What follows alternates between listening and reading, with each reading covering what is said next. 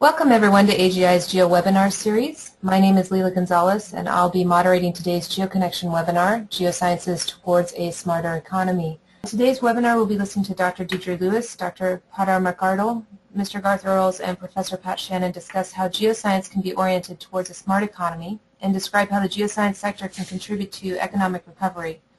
And the report that they'll be talking about also provides a clear vision of the sector in 2020 and its implications for the geosciences within Ireland. I just wanted to go ahead and acknowledge all of our co-sponsoring organizations here and their logos. The Geological Survey of Ireland, the Geological Survey of Northern Ireland, the Royal Irish Academy, the Institute of Geologists of Ireland, and the University College Dublin.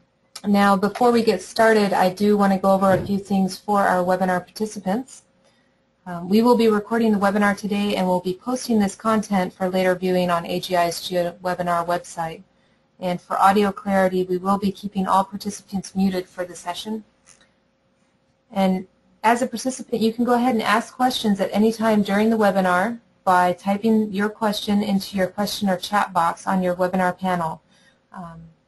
We'll be answering those questions during the panel discussion after all the presentations have concluded. And without further ado, I'm going to go ahead and pass the controls over to Dr. Deidre Lewis so that she can introduce the speakers and also provide you some more information about the webinar today. Thank you, Leila.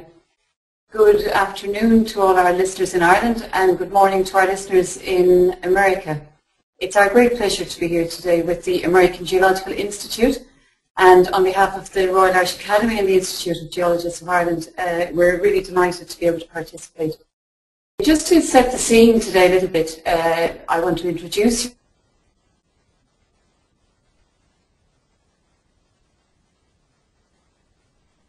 Here, and to introduce our presenters. Dr. Padar McArdle is the Director Geological Survey of Northern Ireland. Professor Pat Shannon is a member of the UCD University College Dublin School of Geological Sciences, which is the largest university on the island. And Deirdre Lewis, myself, I work in the private sector with SLO Consulting. Now, I'm just going to provide you with a little bit of background, and then I'll hand over to the individual presentations. And then we'll hopefully follow with a bit of discussion and questions if you have any. Now, the island of Ireland is, we have two jurisdictions on the island, which we refer to as Ireland in the southern part and Northern Ireland in the northeastern part. But for today, we will refer to these jointly as the island of Ireland. Now, the geosciences are administered by two geological surveys, the Geological Survey of Ireland and Geological Survey of Northern Ireland. And we're happy to say that we have very strong north-south collaboration between the two surveys, and in recent years increasing east-west collaboration with our colleagues across the water in the British Geological Survey. Now, the two main geoscience bodies represented here today, the Royal Irish Academy is an all-island body founded in the 19th century, which provides policy advice to government across a whole range of issues, but from the point of view today, particularly on geoscientific issues. The Institute of Geologists of Ireland is also has an all-island remit, representing members right across a range of geoscientific disciplines, and we have associations affiliated to the IGI, and importantly, the IGI provides reciprocal recognition for geoscientists working internationally, and similarly for any geoscientists coming to work here. Now, the discussion today is founded on a document published in 2009 for the smarter economy on the island of Ireland. It really provides a model of how key stakeholders right across the public and private sectors can work collaboratively to establish priorities for the geoscience sector. This was really a first for Ireland, and given the size of the island, I think it provides a model perhaps for larger economies such as the United States or Canada.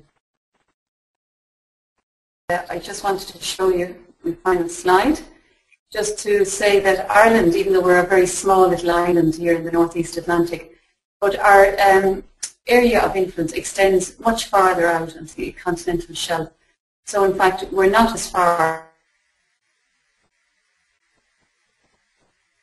So with that note, I'm going to pass you over to Dr. Paddy McCarty from the Geological on some of the work that they've been carrying out. Thank you very much, Deirdre. Good morning, America.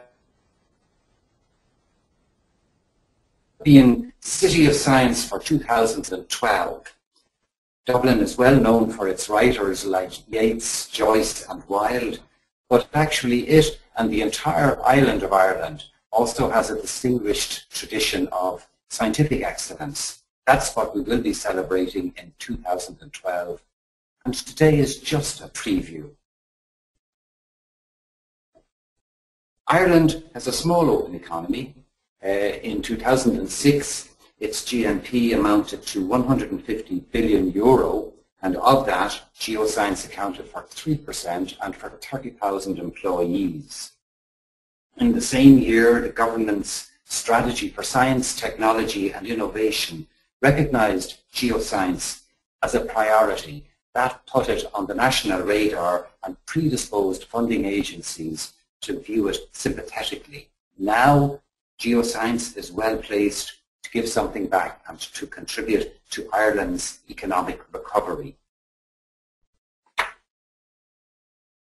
Our geoscience sector has four key elements, as you see here. In construction, aggregates extraction peaked at about 140 million tonnes per annum, which is very high for a population of 4.2 million, but it has since settled back to typical European consumption levels.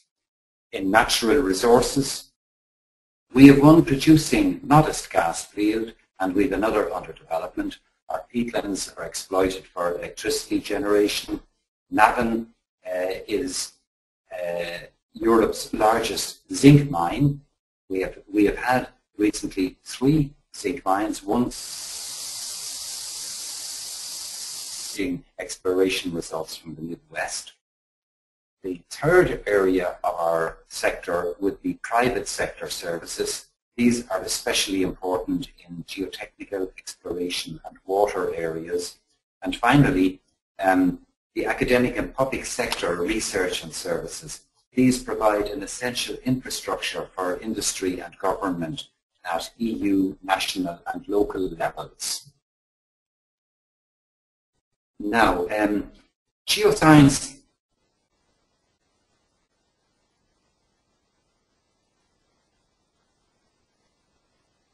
to influence others.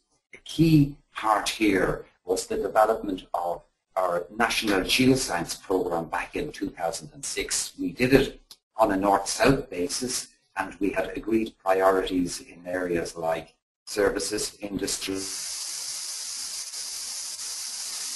Subsequently refined our priorities in this report featured here. And for example, in the research area, we have featured a number of issues such as 3D modelling, climate change impacts, seabed resources, groundwater protection, and natural hazards. Describe 2 recent government initiatives, both with a north-south dimension, which have had the impact of strengthening the sector's infrastructure. The first of these is seabed mapping. Ireland is an island offshore another island out on the continental shelf of Europe. We are really fortunate in having a seabed area that is 10 times the land area, as Deirdre has already shown you, and also in having a government that has invested significantly in the seabed for more than a decade. In the initial years, the Deepwater area was surveyed, providing important information for energy exploration and territorial delineation. Now, since 2006, Ireland's Marine Institute and the Geological Survey of Ireland has been mapping the nearshore under the InfoMar programme. We've been using a flexible range of survey platforms, and again it has involved north-south cooperation. And this has created integrated databases that have assisted the sustainable development of the marine, anything from renewables to maritime safety, also informing national policies and ensuring compliance with EU directives and national regulation. The resulting knowledge helps a range of sectors such as transport, tourism, energy, food, and databases are provided free of charge to all users, and this ensures their maximum use. We know this has happened from our website statistics, and we know that a wide range of sectors are actually taking advantage of these. Now, a recent cost-benefit analysis has indicated that the program will eventually yield benefits valued at €275 million. This is more than 4 times the cost of the program, and as a result, government continues to support this initiative despite our difficult fiscal climate. Now, the second initiative comprises the Griffith Geoscience Research Awards. Now, these aim to build geoscience capacity in high-quality research in Ireland and Northern Ireland. There have been 9 awards totaling €10 million, and contracts last for up to 7 years. The themes have been based on the National Geoscience Programme, and they include topics such as underground carbon storage, climate change impacts, groundwater resources, deep water processes, and basin analysis. In addition, we're addressing issues such as open access to GSI data over the website, the establishment of an Irish Geoscience graduate program to provide 4th level access to specialized modules, and also the provision of a number of geoscience outreach products. Overall, the program is on track in terms of scientific progress and budget.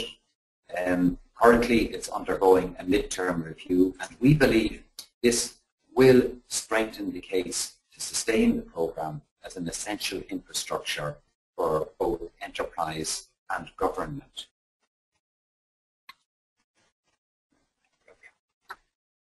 So, a critical question. Will all of this help economic recovery? We believe so. Knowledge-based jobs require a sectoral approach based on excellence. Excellence in 3rd level education, excellence in infrastructure provided by the public sector, and excellence in innovation championed by the private sector. I believe our conviction is well-founded. In education, our graduates compete globally, and their courses are increasingly interdisciplinary, and their research has growing links with industry. In infrastructure, the public sector, north and south, provides databases that are the foundations for new enterprise, and the GSI web statistics show the spectrum of users and show that 70% are based in Ireland. In innovation, our private sector has 30 years experience in mineral exploration and water management. Irish startups have created a widespread geoscience diaspora. Don't take my word for this. Just check your local Irish pub on any Friday, anywhere in the world. New jobs will mainly be homegrown and built upon export-led services. We in GSI are currently working with the national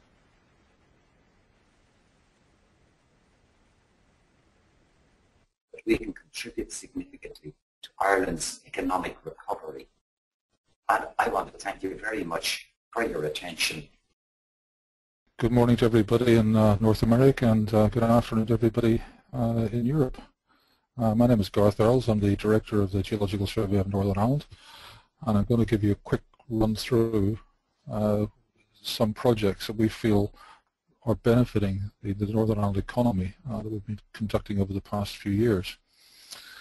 This is the outline of the talk. I'll say who GSNI is, what we do, what the context we do, we fulfill. Talk a little bit about the Telus Project, which is a geoscience research project that has been running for the past 5 or 6 years. Look at some case studies. And then say what we do in terms of engaging the public, and then look forward to what we hope to be doing geologically in the next few years. So who are we? GSNI is a hybrid organization. The organization itself, as you can see on the left-hand side, is part of Northern Ireland Government. And we work within the Northern Ireland Government civil service framework. But all the technical staff are part of the British Geological Survey and sit as part of UK-based scientists working within Northern Ireland Government. And it gives us a tremendous opportunity to avail of colleagues working in the British Geological Survey to help us out on an as-needs basis. And even though we're a small organisation, we have a lot of expertise to draw on. We are the national source of information on earth resources in Northern Ireland, and we advise on the sustainable development of those resources. And as you can see, the typical range of things, from mineral resources to hydrocarbons to soils to groundwater. And one at the bottom there, increasingly, is landscape tourism, and I'll touch base a little bit about that later on. And we are a statutory advisor to planning issues. The objectives of the organisation: we influence policy, and this picture in the top is with our minister, who is very supportive of what we do. We also promote inward investment, especially into exploration and mining. And we also have a programme of public engagement of science, which we focus on throughout many events during the year. To put Northern Ireland into context a little bit, the British Geological Survey did some research several years ago and looked at the gross value added contribution to the UK economy, and it's up to 8%, with many billions of pounds contributed by the Geological Survey's adding value. In Northern Ireland, we've got a figure for extractive industries, and we're about getting up to 2% of GDP. But one of the things that we've focused on increasingly in recent years has not just been the aspect of finance, it's been the intelligent and the value added in terms of university work and collaboration, where as an organization of about 20 or 25 people, we're now responsible for running some 17 MScs and PhDs and a range of other research projects. So we're focusing very much on the research side of things as well as facilitating industry. Say a few words about the Telus Project. This was, we acquired data between 2004 and 2007, and that was really to do with airborne geophysics. We flew this small plane across Northern Ireland at quite a low elevation, and then we collected a lot of ground geochemical samples. And ongoing work is analysis and delivery, and the project has won many awards for various things, including Mineral Exploration Encouraging, its Innovation in GIS and Science Communication Awards. And this is the type of data we've produced, not just for industry, but also for academia and also for government. It's being used widely by all those sectors or organizations. We've got fantastic data. Northern Ireland, we can say, is probably the best geoscientifically surveyed part of planet Earth at present. That's the geophysical imagery. This is the geochemical imagery, gold and soils. We've got analytes for about 60 elements, analysis for about 60 elements. We've got nickel, for example, there, and sediments, and also we've got water analysis for a wide range of analytes. This information has been picked up on especially by those involved in mineral resources, and this is a minerals license map of Northern Ireland before we undertook the Telus Project, where we had 15% of the country under license. After the project, we get 70% of the country under license. And even though the project cost £6 million sterling, the return on investment is 300% in 4 years. So geoscience is clearly adding to the GDP of Northern Ireland in terms of understanding our natural resources. And here's two examples of this. First of all, on the right-hand side is our existing gold mine, and on the left-hand side is the Carniol deposit, which is under significant investigation. And as an example, last week a Canadian company finance between 35 and 40 million Canadian dollars to advance this project over the next coming years. So that's another example. That's not included in the figures I've given previously. Aggregates, Peter said a little bit about in the south, and again, Northern Ireland is a net exporter of aggregates to the rest of the UK. And for such a small country, we punch well above our weight in terms of this type of approach. And geological data is fundamental to understanding the occurrence of these deposits and facilitating the development and planning applications that are associated with them. Energy is a big issue. 90% of our generation is from fossil fuels, and the government is committed to 40% renewable energy by the year 2020.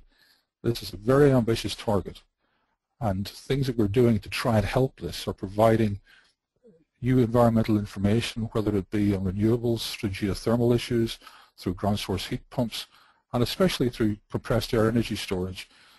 Peter mentioned that carbon capture and storage is researched on a UK and Ireland-wide basis, and we've got a hydrocarbon exploration round operating at present. I'll say a little bit more about gas storage, because this really is an intriguing development that's happening working with private sector companies over the next bunch of years.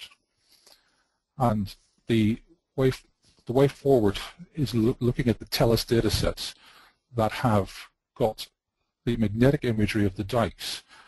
These dikes are Paleogene, they're 60 million years old, and they compartmentalize many parts of Northern Ireland into the salt beds that lie at depth, which you can brine out by pumping fresh water in and dissolving the salt to create caverns to store not only natural gas, but also perhaps compressed air, which can be used to drive turbines at off-peak or to meet peak demand in terms of electricity.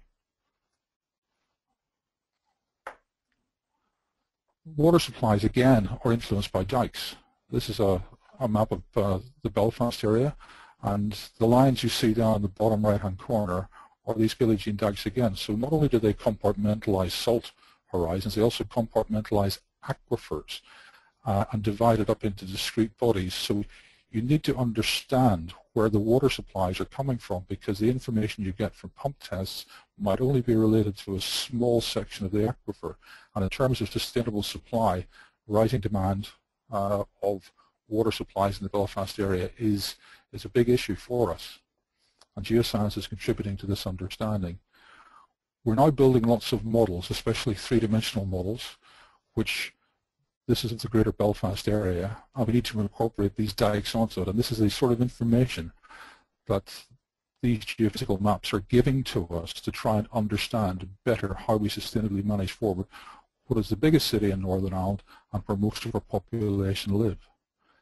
Not only are we doing it on an urban basis in the city centres, but in collaboration with our colleagues in GSI and also in the British Geological Survey, we're building three-dimensional models which will incorporate the entire British Isles down to a depth of several kilometres, looking at where areas that could be used for carbon capture and storage might exist both onshore and offshore. And these models are being viewed in three-dimensional facilities, which I'll just touch base on here briefly.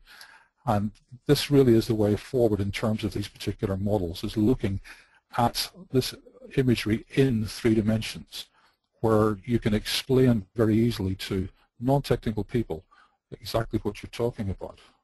This is an image of our suite, but going back again to where we are with the general public and reaching out. One of the things we do is look at things on a national and also an international basis, where one of my colleagues looks after significant parts of European geoparks and global geoparks, and we punch well above our weight on this. We're talking about extending the Appalachian Trail into Ireland, and again working with GSI and the British Geological Survey to achieve this. And also what you see here down on the left-hand side is what we're hoping will be the #1 publication in Northern Ireland to buy this Christmas, Between Rocks and Hard Places, which will describe our landscapes. So educating the general public, heightening awareness, providing information for decision making, and encouraging investment. And I hope that gives you a flavour as to what the Geological Survey of Northern Ireland does in terms of promoting investment within the northern part of Ireland. Thank you very much. Welcome as we look to the future of geosciences in Ireland. The recent document, the 2009 Geosciences Towards a Smarter Economy document, has really been very significant from a number of points of view.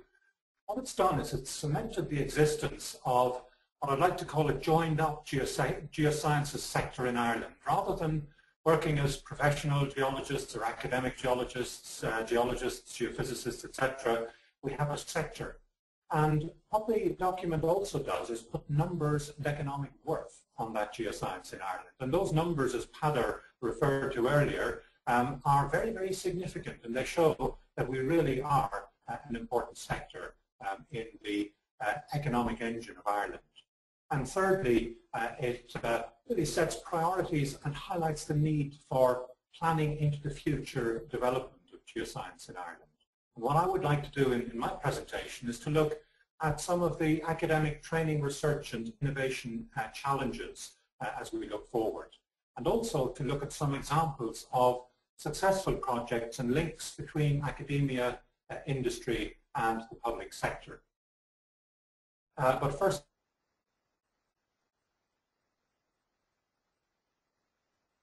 professional geologists and geoscientists in Ireland will reach retirement age by 2020. That's 10 years to succeed us. And how do we do that? Well, we do that through our universities and our geology and geoscience departments. But all of those are very, very small in Ireland. And in fact, if we were to combine all of the academic staff in all of the universities in geoscience on the island of Ireland, it would be comparable to one large UK or North American geoscience or earth science school. So we're really looking at small entities. And therefore, to really develop a holistic training, we need to look at collaboration. Fortunately, there are some healthy signs of the development of new collaboration on an all-island basis. The Irish Geoscience Graduate Programme, which is coordinated by the Dublin Institute for Advanced Studies, is a really good example where students will be able in the future to receive modules in specific aspects of geoscience in various of the universities. There's also a recognition by a number of the universities of the importance of geoscience and earth sciences, and I'll talk about that in a moment. And while we're all going through really rather difficult economic times at present, the Irish government is still funding research. And it recently announced the funding of almost 300 million in research funding under the Programme for Research in third level institutions, PRTLI 5 in Ireland. And all of the universities have benefited from that. University College Dublin, for example, has or will receive almost 40 million, 38 million euro to redevelop the UCD Science Centre. And within that, the Earth Sciences Institute, which runs a structured PhD program and has been a successful award winner. But looking to the future, what we all as geoscientists must do is to convince our management, convince our institutional management of really the importance of geosciences. Geosciences must really be embedded in the strategic plans which all institutions have now. And how do we do that? The global energy and environmental challenges that face us all now offer us hooks on which we can develop those arguments to convince management. So we can do this by tackling these national security challenges like meeting targets for renewable energy, etc. What we also need to do in order to have these areas embedded in strategic plans is to show that we've got interinstitutional and intra-institutional collaboration so that we have competitive units, units with critical mass of research teams that can compete with international teams. We also need to demonstrate, probably in a better way than we're doing, the real links with industry and to focus on the creation of jobs, but underpinning that by benchmarked research excellence. An example I'd like to give is that the UCD recently launched a strategic plan, Forming Global Minds. And that plan, and these are extracts from that, shows that the four priority themes that UCD would develop within the next number of years. And the first of those, and they are listed alphabetically, is earth sciences, energy, and the environment, the very core of geoscience. And the inter-institutional aspects are shown by the various disciplines. Within those disciplines are engineers, computer scientists, mathematicians, physicists, but specifically scientists, geological scientists. The various research institutes involved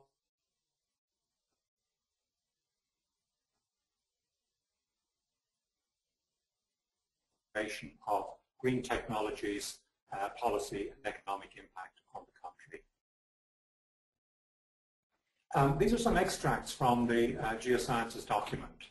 And they're extracts that are dealing with hydrocarbons. And hydrocarbons will certainly continue to supply a significant proportion of our energy demands for many decades. There are a number of specific objectives highlighted in the document: the improved 3D architecture of the basins, the understanding of petroleum potentials in the frontier basins, and the strategic environmental evaluation of the offshore area. And I'd like to look at a number of areas in which that is currently happening. And one really exciting example is an industry government-funded research program which has been ongoing for a number of years now, the RAPIDS and Hades Deep Seismic Program. That's provided some really exciting information on the deep structure of the Irish offshore. And the orange lines here show the lines which we now have. And this is important from a number of points of view. One, in terms of understanding the development of the offshore sedimentary basins, for understanding the petroleum prospectivity, but even for the designation of offshore areas. What is a contiguous part of the continental shelf of Ireland? And I highlight a number of examples that are in international peer-reviewed publications here. This work has also developed new models for an understanding of hyperextended crust on the Atlantic margin. And the research has been carried out by Irish institutions and funded by the Petroleum Infrastructure Programme, the Geological Survey, and various industry. A second example is one which Father mentioned, the Griffith Research Awards. And at UCD, we have such an award, in fact a couple of awards, but one of them is in the marine and petroleum geology area. And there are 3 programs within those. And very briefly, I'd like to look at each of those as an illustration of the sort of work that we should be doing in the future. The first is the Clare Initiative. The western part of Ireland, the Loophead Peninsula, is an area that has classic geology. Many oil industry people come every year, many academics go every year to try to understand the anatomy of the basin. And that's a basin which is developing from submarine fan sequences on the basin floor through shelf sequences up into deltaics.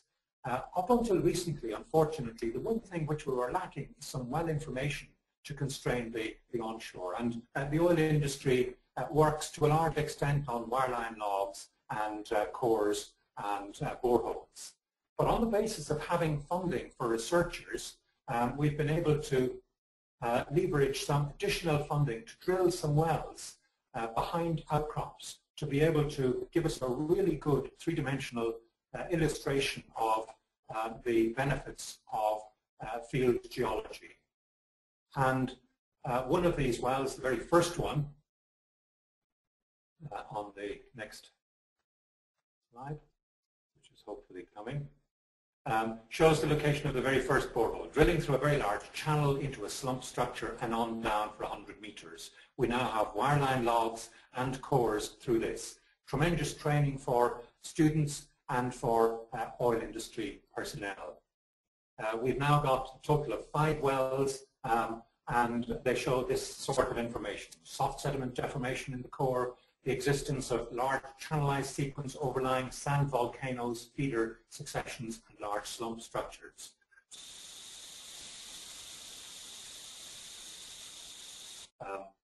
A larger program, sorry, let me just back up. It's a larger program which is hoping ultimately to establish a geoscience centre in West Clare, building on the core information. The second area is deepwater sedimentary processes. And again, the Griffith Award has provided funding to hire a researcher who has led a recent project to drill approximately 50 shallow boreholes about 4 meters deep in the deep basin to understand deep basinal structures. Some of the core is shown on the right-hand side. Again, this is an international project. This would not have happened without the Infomar data or the Geoscience research. And finally, the third component is looking at sedimentary fluxes. Again, a researcher is developing the Sand Provenance Center, which is a method of understanding the provenance of sediments, particularly feldspars. And it's a really nice new technique which allows us to test the paleocurrent directions and provenance of fluvial systems and submarine systems running across variable basement rocks. And it's currently being tried in the North Sea, in the Irish offshore, in various areas. We hope to extend it to look at large modern river systems such as the Nile. So to sum up, state funding recently in Ireland has allowed us to upgrade research infrastructure, and Geosciences has benefited from that point of view also. State funding has allowed us to leverage additional funding to carry out training and research, as well as attract really good researchers to Ireland. Unfortunately, the current economic situation is creating barriers, and some of those barriers are on issues related to IP, overheads, hiring policies, etc. The public underfunding of universities, although the universities are receiving funding for research infrastructure, a lot of the day-to-day funding is decreasing, and this is now a significant barrier to the full development of geoscience training for the next generation. And as I mentioned earlier on, geoscience groupings in Ireland are subcritical. Alliances and co-locations really certainly are the way forward in that area.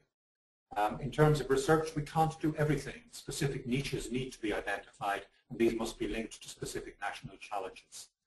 And finally, links to industry need to extend on innovation and innovative ideas.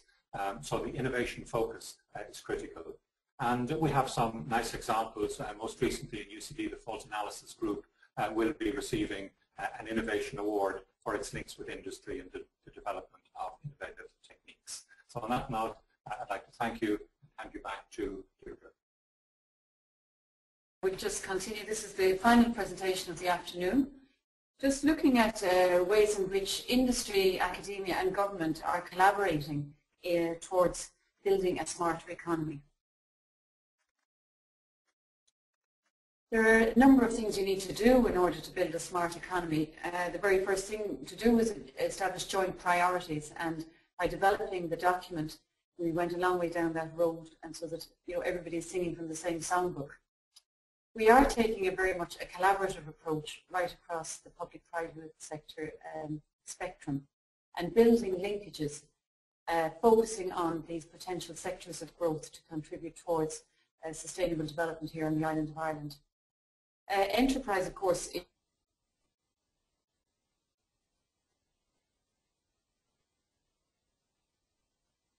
I just conclude the formal talks for the afternoon. Now, I'm just going to talk particularly on a few areas which have been prioritised in the document and where collaboration either is happening or is planned. You can see there mineral exploration, renewables and clean energy are really critical, but also looking at the collaborative efforts across enterprise. Now, interestingly, Ireland, despite its small size, it is actually a world-class zinc, lead, silver province, base metal province. We have actually the highest concentration of zinc per square kilometre worldwide, and happily we're contributing very significantly to European zinc production and lead for 2008, 36% and 15% respectively of total production. At the moment we have a very healthy exploration scene. Most recent data from our exploration and mining division here shows that more than 20 million euros per annum is being expended on 500 plus prospecting licenses, which cover about 25% of the land area of Ireland. As Garth mentioned there, we have a single operating gold mine in Northern Ireland and another potentially coming on stream.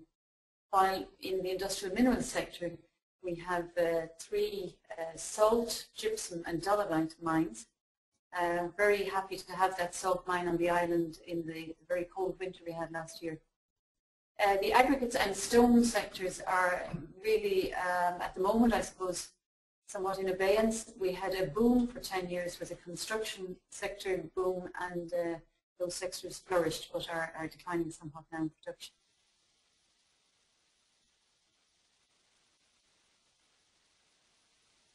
Then they change over the slides, just bear with me. Okay, just to look briefly at the mining and exploration issues here in the island. We currently have 2 large zinc mines producing and one which is just in the procedure of closing Galmoy.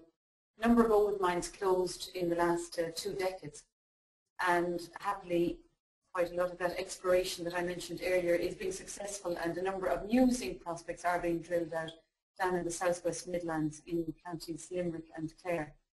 However, our resources overall are depleting in net terms, and we really need to focus on finding new, deeper deposits. All of the deposits to date that have been discovered by conventional exploration lie at less than 500 metres depth.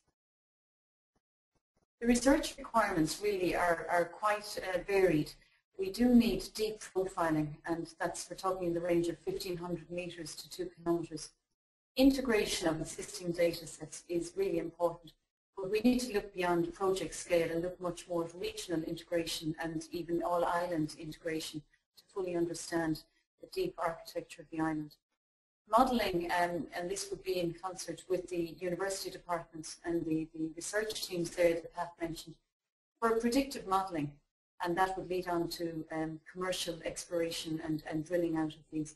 But essentially the industry academic linkages will be really the drivers of this. Another area where there's very substantial public-private collaboration going on is in the area of geothermal resources. Now, we've had some collaborative efforts in characterising the resource, both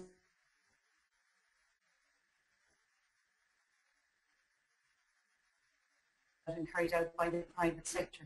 So there's excellent exchange of data. Another area where Ireland is looking at developing such collaborations is across the European Union. And we've had recently, for example, a common project in developing a regulatory framework for the exploitation of geothermal heat. And this involved 5 different countries across the European Union, all building expertise, exchange of knowledge and so on, which overall enhances our ability to look at the island. An interesting point which is raised by some of our colleagues in the mine sector is that some of the deeper mine data could be used for geothermal modelling, and perhaps where a mine closure is imminent, this could present an opportunity for geothermal exploitation and possibly adding value to the mine owners. And I just want to briefly look at one particular project, the Geothermal, which is due to be, will be starting shortly. Just showing you modelled temperatures now at 2,500 metres. This is from one of the collaborative pieces of work across the island. And you can see there that the south is quite cool, shown in the blue. And as we move northeastwards up into the northeastern edges of Northern Ireland, the temperatures increase. And this is, while this data may have been available previously, it's the first time it's been modelled and actually presented in a spatial sense like this. Okay, the Iom Project. This is really a major departure now, where we're looking at the very deep architecture of the island and looking really to examine the provision for geothermal input to district scale heating, and possibly, if we go deep enough, electricity generation. We will need to identify the correct geological settings, permeable aquifers, hot granites and so on. And this project will be rolled out over the next 4.5 years, but with a very strong mix there of academic and private sector researchers. Carbon capture and storage has been mentioned by some of my colleagues here this afternoon. We've had two fairly major studies, again with this collaborative approach on the island. The first was to assess the overall geological storage potential of capture, transport and storage scenarios with some economic modelling. But critically, we identified the theoretical storage capacity for the island as a whole. A follow-on study was undertaken by the Environmental Protection Agency with the GSI and some of our colleagues in the private sector, Orm and VNO from Holland, and they looked at the potential for storage in the Clare Basin, that's the same basin that Pat mentioned in his report. Just again to show you the spatial results of some of this work, we identified the hubs for potential capture of carbon dioxide and then looked at the offshore potential storage sites and put a figure on the theoretical storage potential. Looking more on an international capacity, the European research is really moving ahead very rapidly in the field of carbon storage.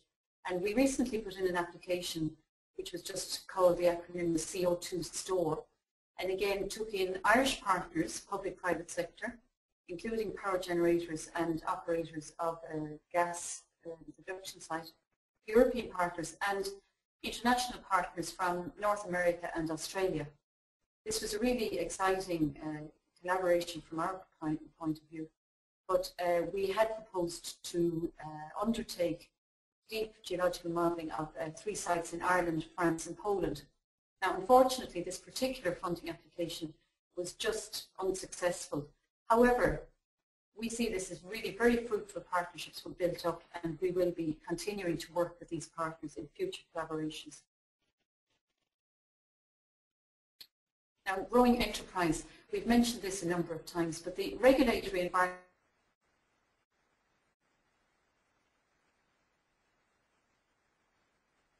pan-European directives, which are then translated into Irish legislation, and we must undertake effective environmental management right across the board. We are also committed to international protocols such as European directives, the Kyoto Protocol on energy storage, energy reduction in terms of emissions, groundwater management and so on. Key to this will be the geoscience enterprise sector, and we have relatively low inputs in economic terms but very high value outputs, as demonstrated by the studies undertaken in Northern and Southern Ireland, as shown by the previous speakers. Our drivers for this are, again, is very much by partners, and we consider that training and education will be essential to this. Our young students will really inform how this rolls out over the next 20, 30 and 50 years. Now, just to conclude, we're happy to report that given the relatively small size of Ireland, we're seeing increasing collaboration right across the board among our key agencies, the Geological Surveys North and South, Sustainable Energy Agency of Ireland, the university sector and industry.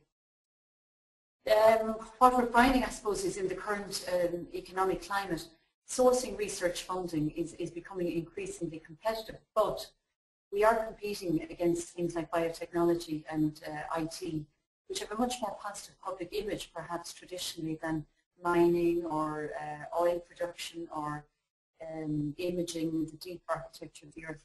However, geoscience will be critical in securing energy and mineral supply in the coming decades. And this collaborative approach that we've developed, we feel can contribute enormously to the sustainable economic measures that must be taken, guaranteeing energy security and also delivering on climate mitigation measures. Essentially, the message we would like to deliver today is that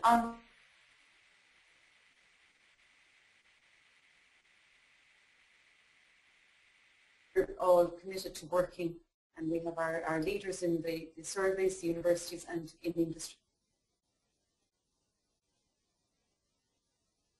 In conclusion, thank you very much to the American Geological Institute for the opportunity today to just discuss some of the issues that we're addressing here in Ireland. Thank you very much, Deidre.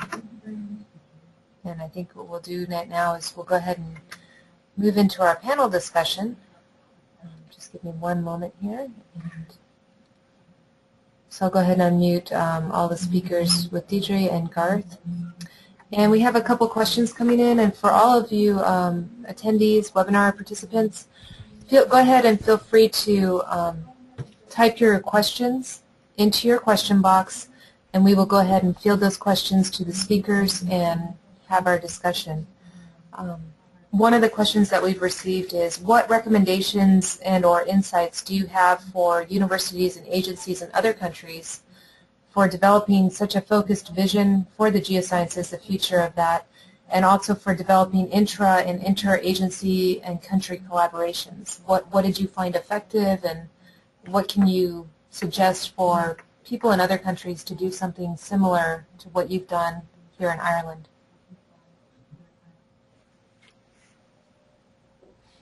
Maybe I will initially respond, Heather McCarthy here. Two things I would suggest. One is the need to come up with an agreed program among the stakeholders, the science stakeholders, agreed priorities. And I think the agreement is very forceful, it's very powerful and convincing with the political and administrative authorities. The second point I would make, and it's one that I think we have been trying to emphasize in the presentation here, is the need to get geoscience recognized as a sector. If you don't get it recognized as a sector, you find that geoscience is disjointed among a number of other sectors, in none of which is first.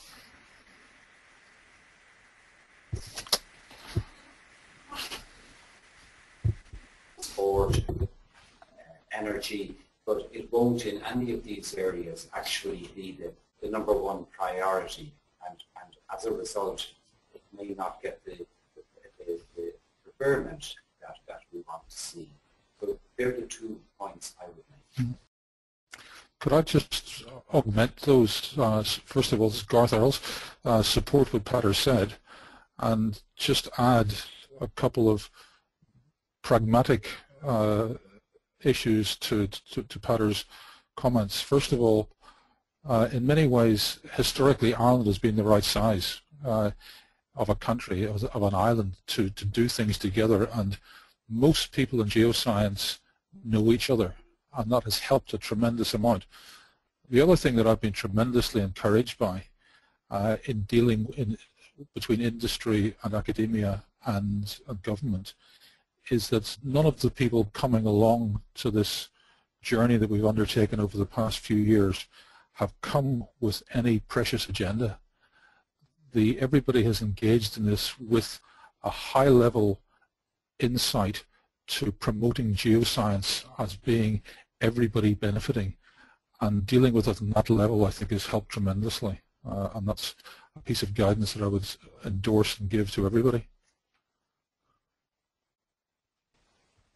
This is Pat Shannon here. Just to add a little bit, I agree absolutely with what the previous speakers have said. I think the recognition of the sector is absolutely critical. I think Ireland has been lucky in that we're small, the sector is small, so we all know one another. So we kind of know where we're coming from. But I think one of the things that we need to do, or advice I would give any other country that was looking at this type of development, is identify what do you do well and how do you know that you do it well. In other words, can you benchmark by international standards what we do well? Does it stack up? And then thirdly, if we are aiming to tackle a certain sector, what resources are required in order to be internationally competitive? None of us can afford to send a man to the moon, but there are specific niches that we're particularly good at that may not cost the earth.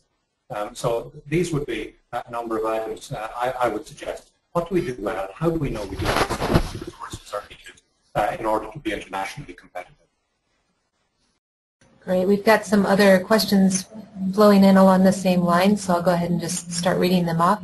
One says, referring to climate change, surely the contribution that geoscience can make to the impact of climate change on the coastal zone deserves a specific mention, especially as it can make an important contribution to planning policy in the coastal zone, potentially avoiding costly mistakes.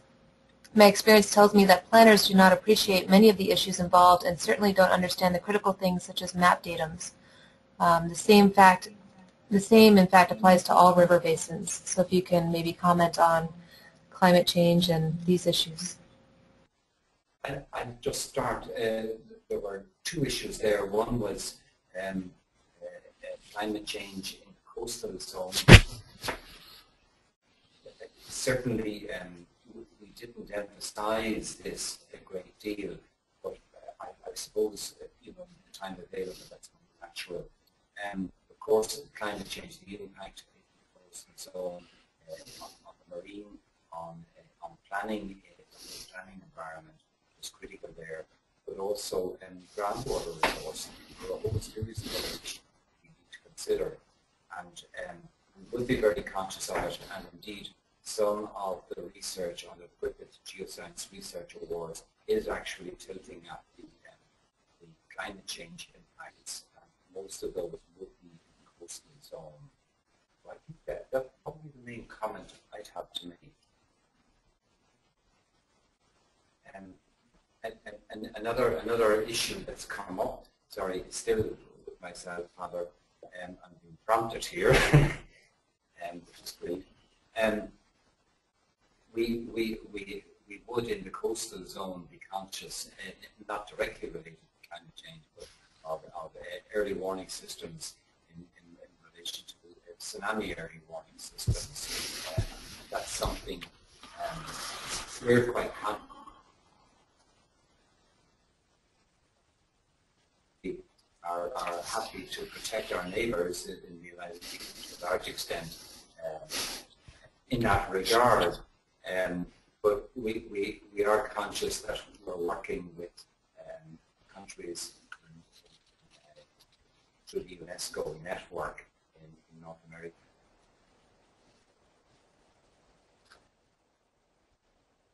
This is Pat here, just to add a little bit. I think planning for coastal zone climate change effects requires good data, and the Inframar program, which is the successor of the deep sea mapping, is absolutely critical in this regard. We need to have a really good handle on bed forms, on water depths, on the current directions of the onshore area. That allows us then to move into the modeling area. So gathering good data is critical. It's rather expensive, and that's why the bathymetry, swath bathymetry mapping initially took place in the offshore and is now gradually moving into the rather more expensive on nearshore area. But that is critical for the climate change coastal zone management. Thank you for the answers to that. We've got a couple other questions. One is, what are the key next steps in Ireland for growing the geoscience sector and its influence, as well as their timing? Maybe I'll pick up on that one, Garth Earls, GSNI. One of the things that we see as being tremendously important, I mean, first of all, continuing and improving the traditional areas, but there are many, many areas where geoscience data is not used where it could be used, and widening the opportunity, first of all having quality data sets, secondly making those data sets relevant to as wide a range of stakeholder organizations as possible, both within governments, within academia, within industry. And the coastal zone type of thing, we're now involved with a project which hopefully will get funded to look at flying LiDAR interferometry across the coastal areas of Northern Ireland in a collaboration between GSNI, the British Geological Survey, and Queen's University Belfast to collect this, and also our Environment Agency, to collect this data to make it more accessible to a wider range. And I really believe this is one of the things that we need to work at in terms of not just general outreach to the to the general public, but targeted specific outreach to areas within the research community, within the government community, within industry that require data, but perhaps they don't know that they're required.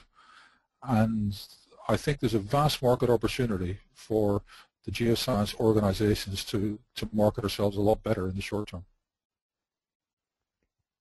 Deirdre here, just wanting to speak a little bit about some of the other things that are happening. I suppose geosciences contribute very significantly to in the geotechnical engineering side of things. We're seeing in Ireland possibly some public pushback against onshore wind farms, and the probability or the likelihood is that wind farms will move offshore.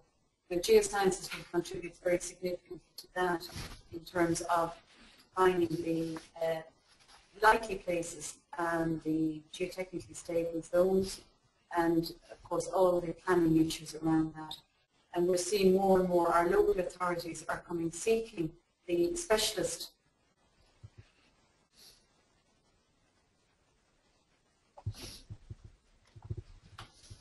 to say in terms of the minerals exploration side of things. In September, mid-September here, we have a major conference happening called Zinc 2010. This is an end of decade. It has become one of the big events on the international circuit. At the end of each decade, we have one of these big think tanks looking to see how we can actually advance the discovery rate of new metal resources. Lots of discussion goes on there, and we've had colleagues from all over the globe. We come to Ireland here on the 16th, 17th of September.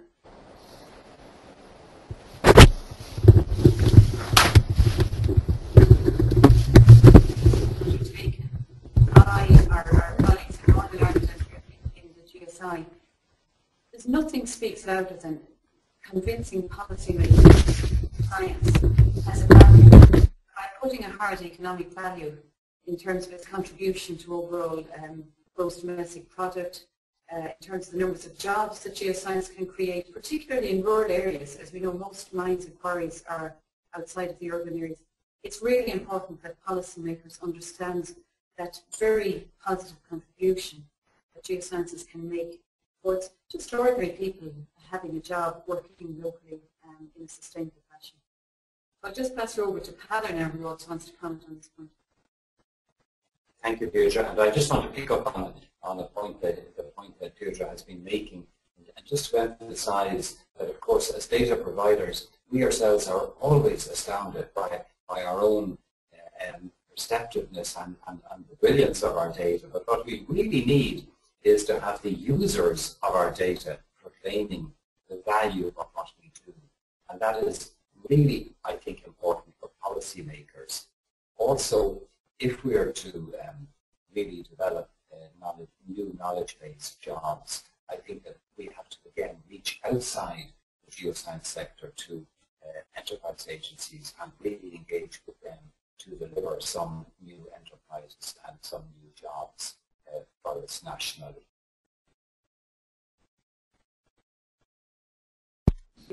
Great, thank you very much. I have one question here about the statistic where 50% of the current geoscience workforce will be retiring in 10 years. The question asks, what is the age variation for the remaining 50%? Is it relatively even or weighting? What are the possible implications for future moves up the career ladder or loss of expertise? And is this consistent with international trends? I'm not 100% certain of the age distribution of the 50% who won't retire, but my gut feeling is that they are in the upper end rather than the lower end. There are relatively few new entrants within the last couple of years, certainly since the economic recession. What has tended to happen in many companies and in universities is that people have taken early retirement but have not been replaced. So the existing people have been doing the additional work. So the result is that succession planning is something which has effectively gone out the window, and I think that's absolutely crucial in the future. Now, I said 50% of those who are working will reach the retirement age. They may not actually retire. And I think it would be absolutely disastrous if people do actually retire. So they may move from one part of the sector into another, but they will reach the age of 65 or just under 65 within the next 10 years. So really I was highlighting the issue that we're not taking in people, we are losing people at the other end, and succession planning is absolutely crucial. And my slight concern is that those who are leaving or who have retired within the last couple of years have done so rather rapidly. I would like to see a system whereby people within 5 years of retirement begin to start focusing on passing along a lot of the key skills, a lot of the key management ideas, and a lot of the background knowledge to the next generation. But it is something which I think we really need to take cognizance of, and succession planning is certainly something which, to me, is of key importance if we're to develop and be in a healthy state 10 to 15 years down the line. I think that's very, very true, Pat, Garth Earls. And can I give an example that we operate within the Geological Survey of Northern Ireland? And we have an age structure which is quite varied. We have some people in their early 20s, we have some people in their early 60s. And until recently anyway, the retirement age in the government service in the UK was 60. But once you go past 60, you have the opportunity to go down to part-time working. And we have 2 members of staff within the Geological Survey in Northern Ireland who have gone down to part-time working. They work 50% of the time. And that liberates 50% of their salary, or their former salary, which we use to employ younger people at the start of their careers. So we maintain the benefit of the expertise of the longer in the tooth geologists who are working for maybe 2 or 3 years part-time and have the opportunity then to mentor and to pass on expertise over that period of time, which we know will be, several years, to the younger members of staff. And I think it's a progressive thought, and so far it's working very well. That's great. And I have some follow-on questions here too that goes along with this.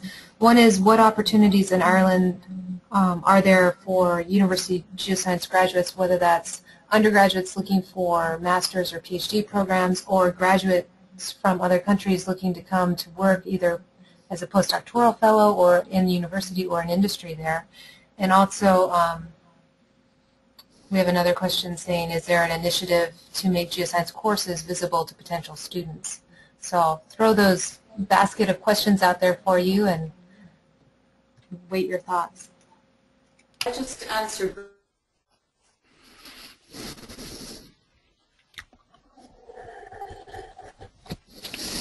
What we see in Ireland, as in everywhere else globally, the employment prospects for young graduates are very much determined by the cycles, like the metal cycles or the oil price cycles.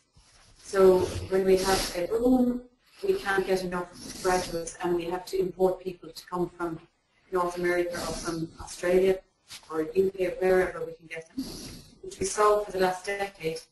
Unfortunately, now we've gone into economic downturn hopefully for a limited period. But I'm just speaking here now for our own company, we're not actively recruiting at the moment because of that, the external market factors. However, we do take on graduates, and we do certainly try to take people on placements or students who would like to get some work experience, so we could take them on board for, even if it's just for summer experience. And I think most of the industry, I think I'm speaking for them here, are very happy to do that, and certainly the operating minds have a very strong track record in taking students on. I think for the issues around postgraduate research and stuff, I passed to Pat, but just before that there, you asked about how people find out about geoscience. There's a new website which I would advise any prospective student or even a mid-career change type choice information. Go to careersportal.ie. It's a new website, and on that you'll see the links to each of the universities offering geoscience-related courses. and it's probably the most unified sort of one-stop shop providing that information that I'm aware of. But I would say if people are interested, they feel free to contact the IGI, Institute of Geologists, and we can perhaps provide some specific information after this, igi.org. Over to Pat now. Thanks, Deirdre. Just to touch on some of the points that are raised.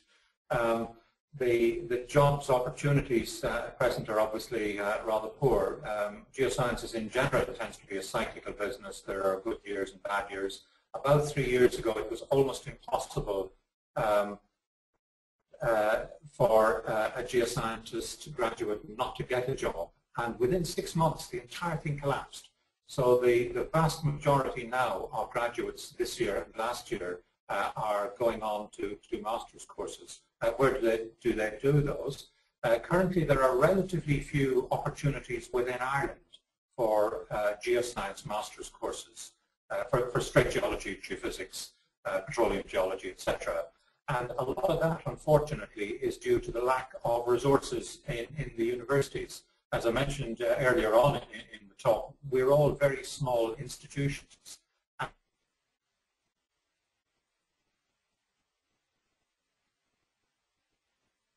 We could all easily get on the bandwagon of running courses for the sake of making money, but I don't think that does the sector any good. So the courses that we run have to be quality courses, and they have to be taught by the right sort of people. They have to cater for this specialist niche that I talked about. And currently, I think a number of the universities are looking at developing new master's courses. And I should also mention the IGGP, the Irish Graduate Geoscience Programme, coordinated by the Dublin Institute for Advanced Studies and involving all of the Irish universities. We realize that we don't have all of the expertise in any one university, so we're trying to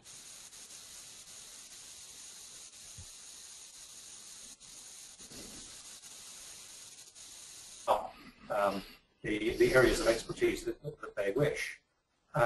The news is rather better, I think, on the graduate front, on the PhD and postdoc front. There are still funded projects, and in Ireland, all students within the EU are treated as if they are Irish students from a fees point of view. They don't pay double fees, and I think most universities have funded PhD studentships. We certainly have some at our on the website. Obviously, at a permanent level, but certainly in terms of graduate PhD positions and also postdoc positions, 2 to 3 year positions, they're still moving along, not quite at the heady pace that we had a few years ago, but they still are there.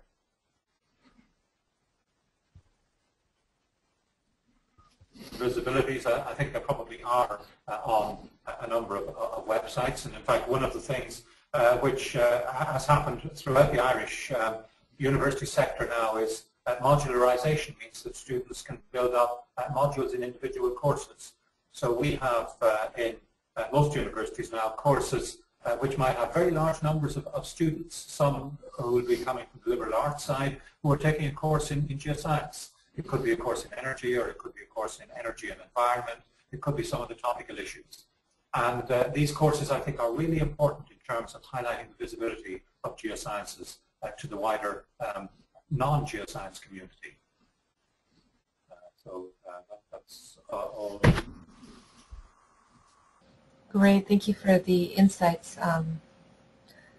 Here's some other questions. Again, along this thread, it seems to be a very active topic on our questions coming in. Is there a discussion between academia and industry to tailor MSc or other courses towards providing skills for these industries? Yes, I think is the answer.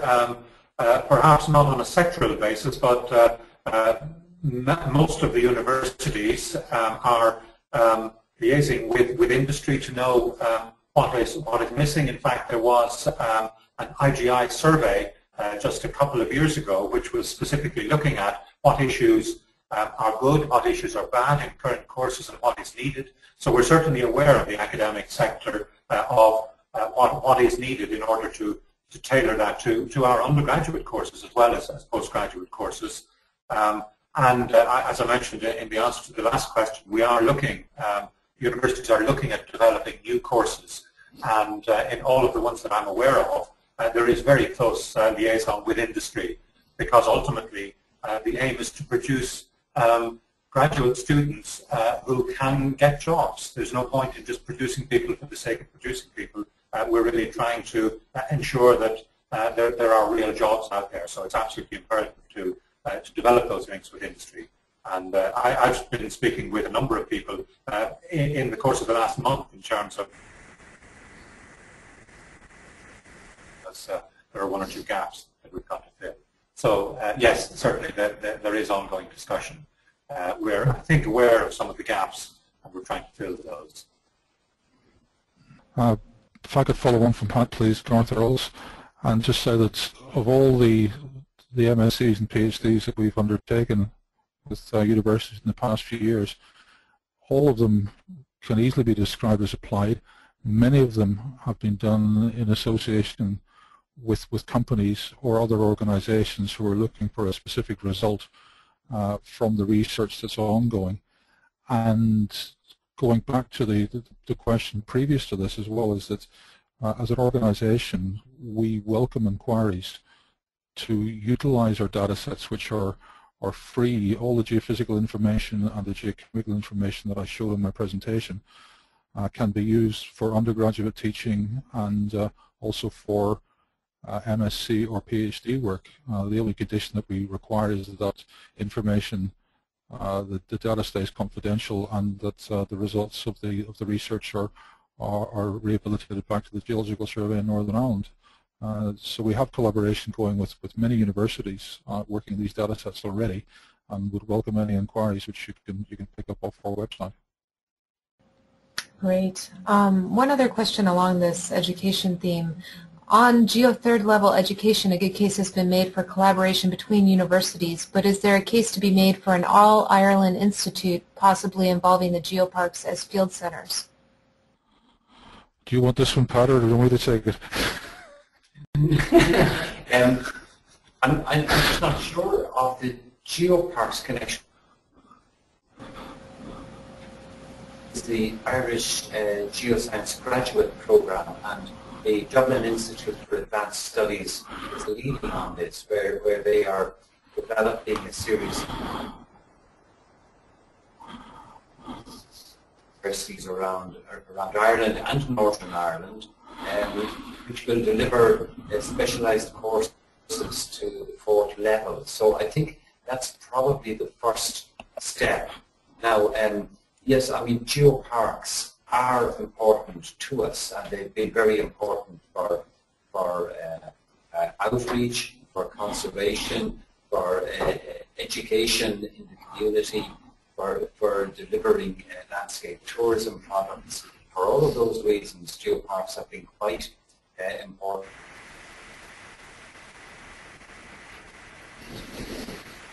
Level. There could be possibilities for further developments, and I am aware, for example, that in one of our geoparks, the Copper Coast in the southeast of the country, down in Waterford, that it has growing links with University College Cork in terms of delivering off-site courses and so forth. So I think there are more possibilities to be explored there. And I suspect Garth may have more to add from a Northern Ireland perspective. Yeah, in terms of all Ireland institutes and things like that, it's kind of difficult to see something like that coming in the near future, but the possibilities exist already because of the higher level organizations like the Institute of Geologists of Ireland, like the scientific collaboration agreements that we have between the 3 geological surveys in Great Britain, in Northern Ireland, and in Ireland. And again, because Ireland is such a a small island, collaboration usually is not a difficulty, and whether it needs to be formalized, I would, it might be in an ideal situation something that you could aspire to, but in a practical world it's not going to happen in the short term. But that doesn't stop us all working together for the same goals, and I'd like to think that we've demonstrated over the past few years that even though we're different organizations in the many areas of geoscience, that we can get together and demonstrate a common vision and work towards that. Great. We've got some other questions along some of the more technological aspects of the presentations today. One is, given the astonishing payback from Telus that Garth mentioned, is there any hope of an equivalent in ROI? What can we say? What can we say, Pater? Well, let me attempt to say something here. Yes, we do aspire to doing this very, very seriously. Are very active at the moment, and it just may not be the appropriate moment to actually be specific and explicit about them. But I think maybe on behalf of Garth and myself, I can say that we are very confident that in the coming months we will be able to see some new initiative on this front. Yes, I think it'd be inappropriate to add anything at this stage to that, but I would say watch this space, and we'll keep as many appendages in our body crossed that we can make a positive announcement over the forthcoming weeks. Okay. Does Ireland or Northern Ireland have a body that administers the installation of ground source heat pumps so that the location of closed and open loop systems is accessible to homes and businesses? Are there any plans to regulate this in the future? What do you have to say about investments of this sort? Perhaps I'll answer that, Deirdre here. The short answer is, as yet, no. There isn't a central agency to register ground source heat pumps and whatever.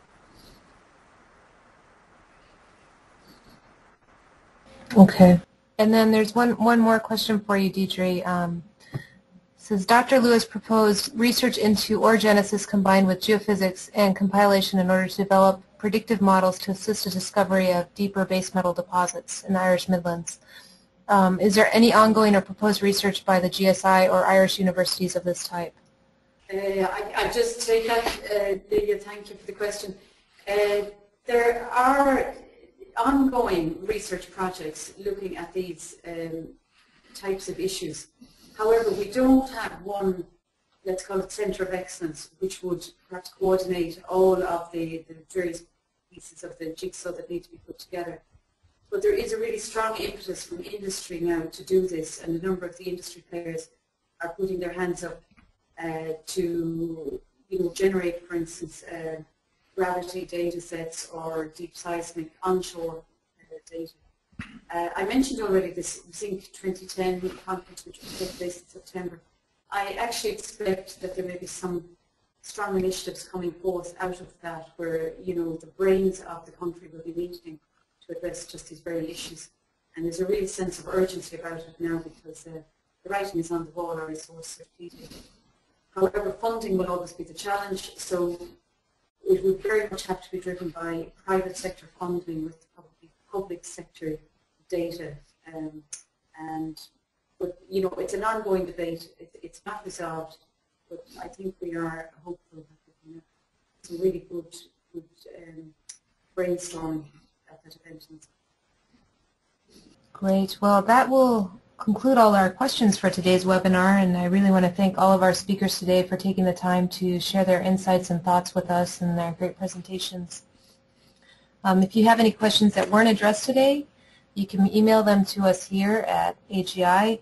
You can email them to workforce@agiweb.org, and we'll make sure to send your questions along to the speakers so they can get back to you directly. We'll also be posting today's recorded webinar on our GeoWebinar site soon, and the address here is at the bottom of the slide, www.agiweb.org/workforce/webinars.html. You can visit this website to view this webinar once we post it online, as well as any previous ones that we've done, and also check out our schedule for the upcoming webinars.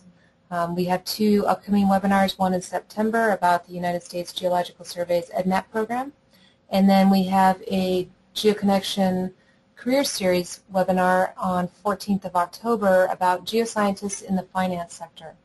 So you can log on and pre-register for those webinars and find out more information about them by viewing our website here at the bottom of the page. And thank you all for participating today, and this concludes our webinar.